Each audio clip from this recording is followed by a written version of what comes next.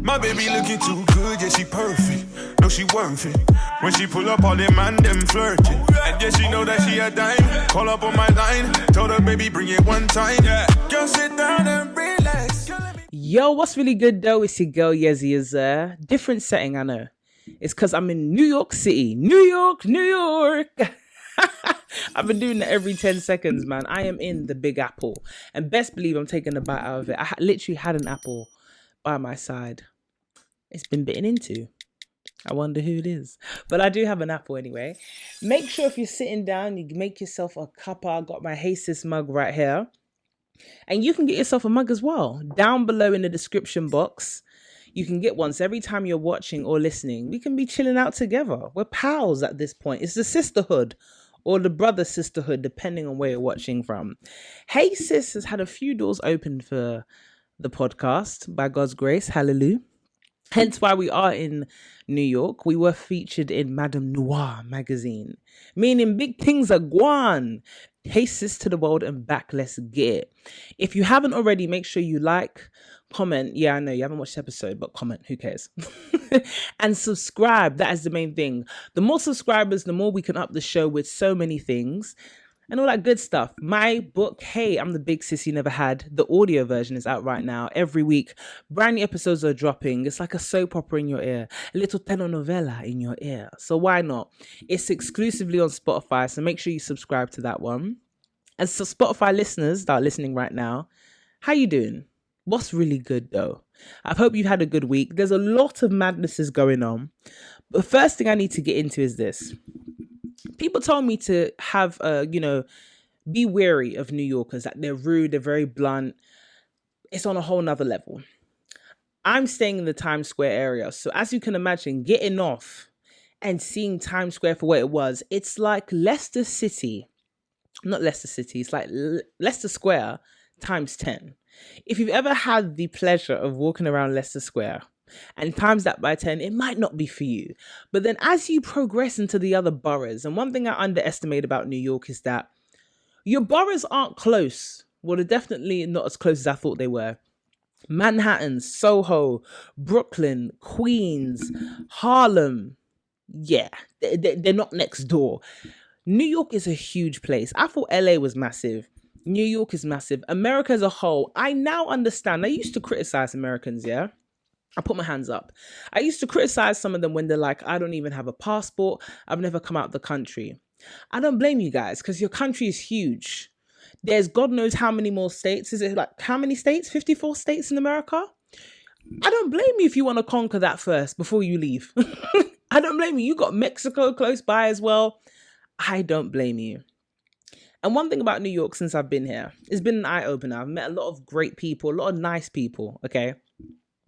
But New Yorkers, please, when you're giving directions to people that are not from New York, a little favor that I ask of. Got a phone call, bear with me. Shame on me. I should actually silence my phone when it comes to things like this. But New Yorkers, just a little favor, yeah? When you're giving advice, specifically directions to people that aren't from New York, I beg you take that into account, because if you're telling me and I'm asking you, oh, how do I get to this place? And you're saying, yeah, that's on 44th Street off the corner of 7th Avenue and it's 2 blocks away. First things first, I had to ask, what the hell is a block? Like, tell me, how do we measure blocks? Because I'm lost. Then how do I find 44th Street off the corner of 7th Ave that I need to walk down 2 blocks to get to? I'm not from around here. I'm just so glad I have Google Maps. I've never been so thankful for Google Maps in my life until I landed in New York City, because this place, someone broke it down to me and I thought, you know what? I get it. They said New York is a grid. And once you understand the grid, you're cool. The grid it's a fiddly grid, because you could have 2 42nd Streets and this could be 42nd Street this way, west, and another 42nd Street south. Then you get on the subway. Yes, I did it. I did it for the sake that I love films. I really love films, and a lot of great American films in particular, they are centered around Grand Central, a subway, and a brownstone. So naturally, I had to go and visit a brownstone. I went to Brooklyn Heights. I went to Harlem. But when it came to that subway, I'm used to a color coordination. When you go to London, you got the Piccadilly line. You see that? It's a whole line. It's got a name. It's really easy. Bakerloo line, Elizabeth line, Northern line. I don't know. Jubilee line. Very straightforward. I'm used to lines and colors. You get to the subway in New York, you got to get the 2 train or the 3 train. You got to get the A train or the E train. Uptown, downtown. This is complicated, I'm not going to lie. It is, I don't know if it's more complicated than France, I don't know, but learning that, okay, cool. Uptown, downtown, I can understand. The color coordinations, the letters and the numbers, it's a whole other ball game. I'm going to say it right now. London has the best tube system in the world. When we're talking about public transportation, hands down, no one's beating London. And if you say they are, it's a damn lie. Because I've seen how they move in New York. And it's cute for the films. It's cute. It's very dramatic. Like when you get in the subways, it's got that kind of, I don't know, it's just it's spooky. The subway in New York is very spooky. And I appreciate it. It's made some very good films. Is it a mode of transportation that I would like to take often? No, it's all right. Because at least in the London tubes, there's lighting, consistent, bright light. You feel comfortable. I can get the night tube on the weekend, 11, 12, upwards, up into the early AM and feel okay. But when you're going downtown, there's a certain mood. It starts to go brown. The color coordination is brown and orange, is dark. Then when you go uptown, it's a bit bright and eerie, but you have to be awake. Like, I don't know how anyone could ever fall asleep or doze off on a New York subway, because when you miss your stop, it's done. The announcements are quick and subtle. In England, London to be specific, they will echo you. Yo, quick one. You're watching this episode. You haven't liked, you haven't subscribed, and I know you haven't dropped a comment. Stop acting like a shookhead, man. Drop a comment, like, subscribe, share with your friends, your family, the people you like, the people that you dislike. I don't mind, because the page have to grow, understand that. I'll give you a bit of time. Yeah, I think that's enough time. Let's get back to the episode. All I'm going to say this, and I'm going to say this with chest, London has the best public transport system in the world, because I've compared London with New York. In New York, their public transport system makes great for film. It's very dramatic. When you go uptown and you go downtown, it's very different. The color coordination changes. I've been on a 2 and a 3 train. It's brown and orange. It's dark and dreary. And people that sleep on New York subways, I want to say shout to you lot. You lot are built differently, because I can never. No. I can see why people doze off on London tubes. It's bright, it's safe, it's cushiony, the seats. When the driver makes an announcement, not even the driver, the automated system that announces you've actually got to your stop, that can wake you up alone. You know those people that'll be like, they just wake up, they get up, it's fine. Everyone minds their business, it's cool. We can't have certain types of people that just lay up across 6 seats and have their own little moment. Now, I don't want to call them what people call them, but people that are suffering from things. Let me say that. They are demanding carriages. In England, that would never run. In London, they wouldn't even get themselves down on the tube system to be doing all of that. I can't believe it. The subway is something special, but New Yorkers are very straight up. And they say that British people are straight up, but New Yorkers are straight up. Whether they want to help you, don't want to help you, whether they want to be like smiley, not smiley, they do not mince their words. They say it how it is. And that's why I got a special place in my heart for New York. But one of the things, going to meet people, you know, when you're invited over and they're like, shake some hands, meet some people, smile, you never know. So I'm very open-minded to that. But one of the warming moments that have happened in New York is that I didn't realize how in tune they were with British culture. And I'm going to talk on it. I'm going to say Black British culture, because growing up, we always got to see life experiences, especially from a Black point of view, with the African American story. And it's great. It's really good growing up watching Sister, Smart Guy, That's So Raven, watching the films like Paid in Full, Crooklyn. Then you get a bit older and you think to yourself, I'd like stuff that resonates with me. That's why I feel like kidulthood, when that came out, kidulthood, it just sent waves through. And then we had our Top Boys, and we have the Blue Stories and Shiro's story. And it just reminds me that we owe it to ourselves, and there really is a bigger responsibility now to not only show the Black British experience, and film is great. A lot of film, when it comes to melanated folk, they want to see it in its most dramatic element. And being dramatic is always the violence and the drug dealing and things like that. And I get it. There is a subgenre and a demand for that. But I feel like the responsibility expands. Not that we can't do films like that anymore, but it expands to the point where we need to show Black British love. We need to show the Black British school experience. We need to show the Black British experience in the workplace with film. The fact that we can do love stories, we can do comedies just as much as we can do the action films. And it's great because I feel like we have that place now. The internet has leveled everybody. I feel like the quote unquote gatekeepers that we did have that would say, oh, you can't put out that film unless it looks like XYZ, or that item of clothing won't work, or this is the person that's going to be the face of this. The internet was a leveler for everybody in the sense of, if a big brand is like, we're not really going to go behind that, that's fine. I'll put out my own stuff. Let the people win. Let the people choose. And I love this because we are in the people's choice era. So if the big brands don't understand the vision, they're going to understand it later because the people decide. There's this section in the Nickelodeon Awards growing up here where you have the People's Choice Award. And this is, whether it was real or not, I don't know. But at this point, everyone got to vote, whether it be online or on their phone. And this is what people like. You can call it a popularity contest, whatever. But sometimes popularity contests work. And that's why you have certain big brands like Cortez, where they are winning to the point that the brands that they used to DM and holler at, they're wishing to be them right now because they're collaborating with Nike. They're collaborating with big boy brands, And this is someone, Clint 419, who said, yo, I'm going to do it. I don't have to go for any middleman. And let the people decide if my thing is really my thing, if my thing is setting off. And it's setting off, I can't lie. Shout out to Clint, He did it his way.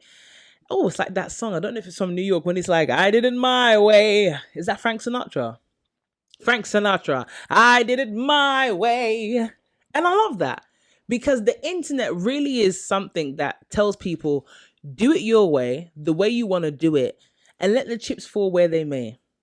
That's why I like New York, because New York reminded me that when I go back to London, there's an energy that I need to bring. Now, the status quo in London is this. If you're humble enough, you'll get what you want. If you are humble enough, we will reward you for your humility. Now, when it comes to the humble Olympics in London and British culture is very good at saying, if you play it small, we will be the ones to rise you up and put you on a pedestal to be big.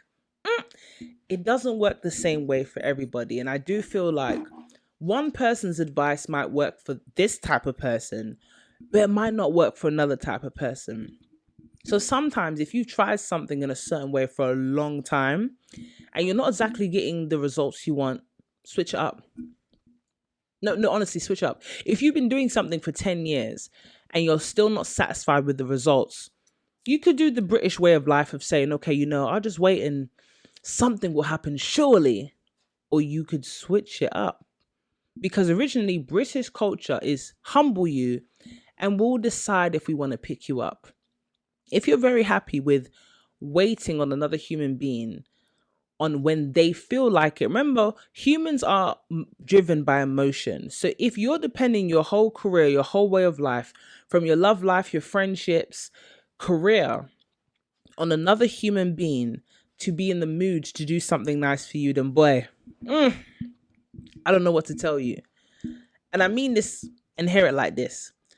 When it comes to love, you cannot wait on someone to give you the love that you want. If they're not giving you the love that you want, and you think if I just stick it out, I'll get eventually, you're going to be in for an ugly surprise. If you're working somewhere and you think, okay, you know what? I didn't get the promotion the last 2 times I deserved it. And I've been at this company for 5+ years, but surely they're going to give it to me if I just humble, quiet, and play it small, you're going to be in for a very ugly surprise. If you're in a friendship and you're giving so much into this person, you're pouring, and you're saying, you know what, when it's my time, I don't know, maybe a birthday, wedding, I don't know, graduation, I don't know, when you need that favor on that friend and they haven't given it to you and you're thinking, no, at some point they'll reciprocate, or I'm going to pour into them so hard because I know they're going to give it back to me. Don't assume. Do not go into a friendship saying, okay, if I go hard for them, surely based on assumption they're going to go hard for me. It doesn't work like that. When it comes to your friendships, do what you can do comfortably, or do what you will not expect to be reciprocated to you. Because if you get it, it's a bonus. That's fantastic. And if you don't get it, at least you know you didn't go out of your way. But the reason why we get upset so much is because first off, we're doing things we didn't want to do anyway. Then when we do it, we did it in a way that inconvenienced us. So then when we don't get that back, that's why we're hurt. Because we're thinking, rah, I broke my back for this person. I expected them to break their back for me. No, that's why in life is good. And I'm going to use it because people have deemed it as a derogatory term, but I'm going to say it. Sometimes in life, it's okay to be selfish, because at the end of the day, when things happen and things unfold and people act the way they really want to act, at least you can say, at least I did it my way. It feels satisfactory to say that. At least I did it my way. I didn't feel any type of way doing that, because that's how society is. And I'm not saying that to set yourself up for disappointment. No. Even coming out to New York, I said to myself, I'm going to come out. I'm going to do it my way. But my biggest regret would be not coming at all. And let me tell you something. There's something special in having unwavering grace and favor in life. And I say this because certain trips have been had. During my time here, I was in close proximity to the Baltimore Bridge that came down, and it freaked me out for a bit, I can't lie. It freaked me out because the timings were so close, the route was the route, and I thought it could have been me, God forbid. But then I remembered that when you have a purpose, nothing stops said purpose in that matter, in a sense of, when there is a plan, there's a plan, and nothing unwavers that plan. It's like when people say, what's for you is for you. I don't struggle for things. If something wants to go, or if an opportunity I feel like has missed me, it was never for me. So how can something that was never for me miss me? It just wasn't my stop. Because when it's my stop, it doesn't matter. I will get it. I will never miss it, because that's my destiny. That's my path. And you got some people, some naysayers that are like, there is no such thing as destiny and what you're bound to do. It's just, life is life. No, I'm not a believer in luck either. Some people say, oh, you're just lucky, you're at the right place at the right time. No, it really is a thing of preparation and opportunity, because a lot of people can get the same opportunity, but they haven't done the prep. And a lot of people can prepare, but some people don't have the talent of preparation, because preparation is a spirit that one should actually pray for. Consistency is something you could actually pray for.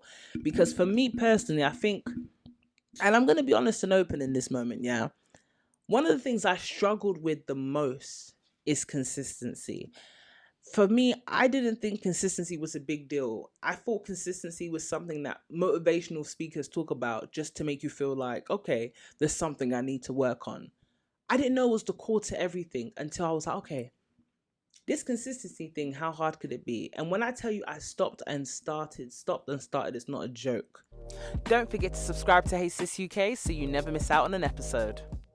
For me, I thought consistency was just doing something. I didn't really take time to understand or study what consistency was.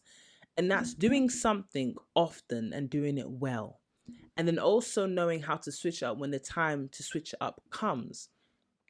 And I started to think to myself, okay, you know what? I think a lot of us, we do things and we just do it blindly. We throw ourselves into it. And I'm all for just doing it. But doing it in a way that you know you can keep up with.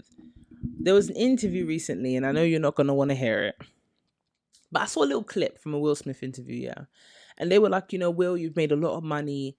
Where are you at this point in your life? a new Bad Boys film has come out. I think it's number 4. And he was like, you know what? Yeah, I've made money, lost money. And there was a point in my life where I was gathering a lot of possessions, a lot of materialistic things. 'Cause I thought, yeah, these are the things off my bucket list. Let me check it off. He's like, when you've bought everything for yourself, you've really realized that, what do I do with myself now? And a lot of people get lost in that point. And he said that I'm at a point in my life where I'm just maintaining. I'm actually downsizing. And downsizing doesn't mean going backwards, but it means actually looking at what's important to me right now that I want to keep in my life. There's people that you want to keep in your life, but everyone comes at a cost. Not just materialistic things, not about the house you want to keep as well, that car, or the holidays, or the friends. It's like when you look around and you see your friendship group, who is worth your expense in keeping in your life? Because an expense isn't just the monetary gain or monetary value. I'm talking about the expense of your mental health, the expense of your physical health. I'm not saying that you don't go over and above for friends, but if they're genuinely affecting your health, then that's a part of your budget that you might not be able to afford anymore. Yeah, when you were young or single, you can afford to spend a lot of time with this friend and their emotional roller coaster. But when you start to gather a partner, family, I think a lot of things I've learned on this trip here has been things that a lot of things can be your choice, but then a lot of things is just based on purpose. And a lot of people have purpose, but they haven't found their purpose. So for me, putting myself out there, going to a place that's totally different culture to what I know, Londoner in New York, it doesn't get more alien than that. How does that song go? I'm an alien.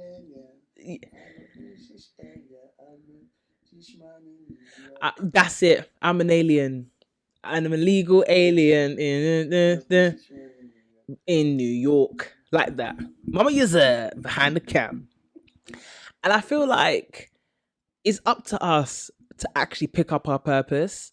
And it's up to us to be okay with it. Because I think a lot of people run away from their purpose because it's not what they had in mind in the first place. A lot of people are rigid. And I feel like the culture that I'm coming from made me a very rigid person. That this is how you do it. This is how it's done. Get on with it. But it's okay to evolve. And I think with evolution, it is change. A lot of people think, oh no, you're the same person, but you just grow. Growing does require a bit of change. And I've never been so welcoming to change in my life than I am right now. Like, change is okay. Change doesn't mean that you failed, or change doesn't mean that it has to be scary. Change is your friend, you know. Because if you're not changing, I'll be honest with you, evolution requires change. Life requires change. If you're not changing, where are you really going and what are you doing? Or have you even put yourself out there enough to reach new hurdles in life that you overcome? Because when we hear hurdles, we're always like, oh no, hurdles are scary. I'm going to do my best to avoid them. If I don't come across hurdles, that means I'm doing okay. No, if you don't come across hurdles, it means that you are stagnant. You're not doing anything. You're not even moving. And I don't know about you, but forever in life, I want to move. Forever in life, I want to welcome change, because change is the only reason why I'm even able to accomplish things. So my final takeaway for this episode, and child, let me tell you something, you better like this episode because it has been a challenge to record. I'm not in my natural element, as you can see. This is a view of Times Square, like a view adjacent. I'm in the hotel room right now, but my final takeaway is that be welcoming to change. It's not scary. Change is your friend. Strive, be thirsty to evolve, because evolution is the only way that you will see yourself in spaces that your older self is going to look at, like your old version of yourself, and be like, yeah, I'm proud of you, because I didn't know we could come across something like this, but we conquered it. I feel like Mama Yezzir is egging for a takeaway. Do you have a takeaway? She hasn't got a takeaway. She's so shy when it comes to the camera. She's so shy. She's so shy. If there's no cameras, there'll be a different story. But that is my final takeaway. So before you go, make sure that you like, subscribe. What's your final takeaway, Mama Yezzir?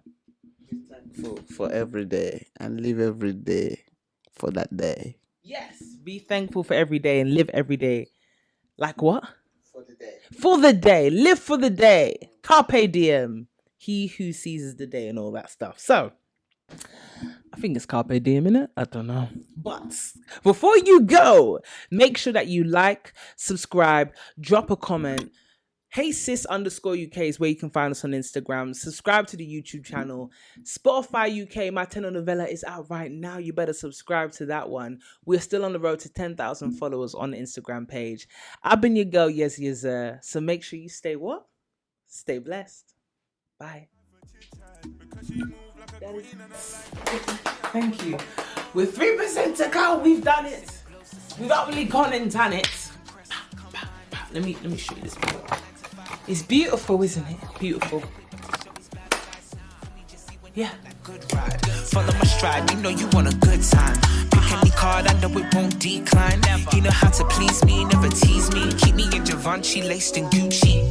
Quick, take the keys and drive to Chelsea. Eat a Scalini, order linguine. He ordered the chateau, we got it to go, then flew to the chateau. You already know, friends telling me they see the glow. There's no way they know, well I guess it shows. That's a seed you sowed, My baby looking too good, yeah, she perfect.